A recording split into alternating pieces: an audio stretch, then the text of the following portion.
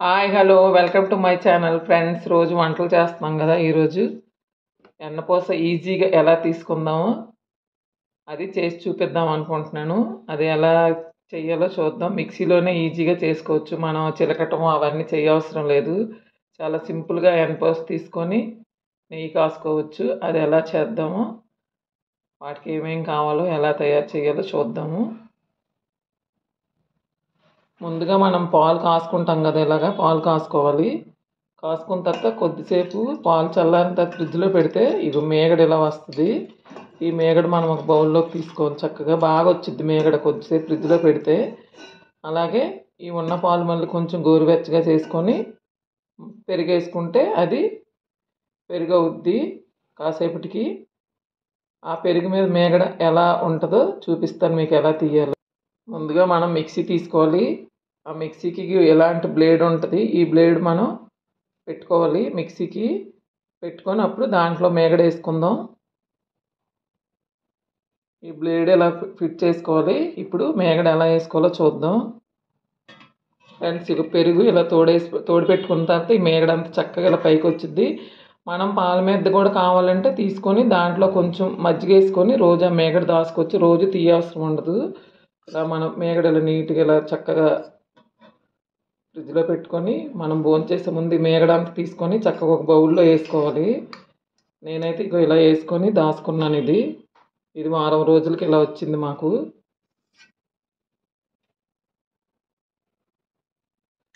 ఈ మేగడ అంతా ఇలా నీట్గా తీసుకున్న తర్వాత మనం ఏ రోజు మనం ఎన్నపూస చేసుకుందాం అనుకుంటామో ఆ రోజు ఈ మేగడ తీసుకొని, ఇది ఇలా ఉంటుంది మేగడ. ఇది చక్కగా ఈ మిక్సీ జార్లో వేసుకోవాలి.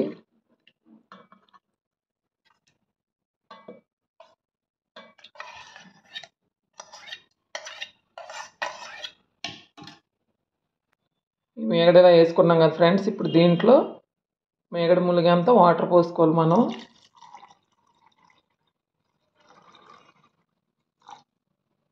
కొంచెం ఎక్కువ ఉంటే 2 టైమ్స్ పట్టుకోవాలి.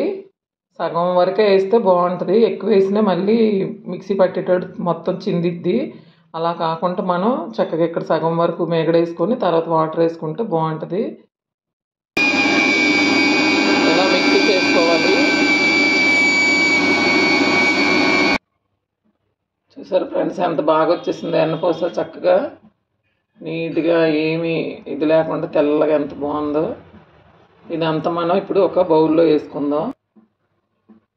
ఈ కొట్టిన తర్వాత ఈ మిక్సీలో ఇదంతా ఇలాగా ఒక ఎడల్పాటి బౌల్లో వేసుకోవాలి.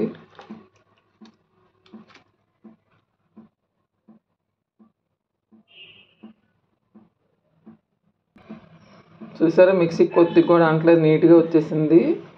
అలాగే మనం ఈ ఎన్నపూస తీసిన తర్వాత మజ్జిగ ఉంటుంది కదా, ఈ మజ్జిగను కూడా వేస్ట్ చేయ అవసరం ఉండదు.